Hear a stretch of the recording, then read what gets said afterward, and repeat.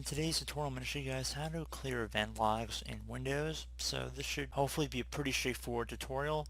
And without further ado, let's go ahead and jump right into it. So the first thing I would suggest would be to go ahead and open up the Start menu and just left click on the Start button one time to do that. Type in Event Viewer. Best match should come back with Event Viewer right above Desktop App. Just left click on that one time.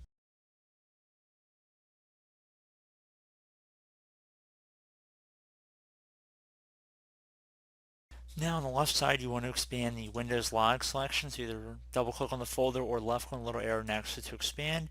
And now you want to left click on Application, right click on Application, and then left click on Clear Log.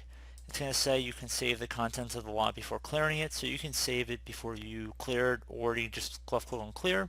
So I'm just going to clear like I said we were going to do in this tutorial. So and you just go down the list and do it for the other ones here as well. So again, same process here. We're just going to clear them all out. Pretty straightforward process. I'm going to just go through each one, and that should be it. So I hope this tutorial was able to help you guys out, and I do look forward to catching you all in the next tutorial. Goodbye.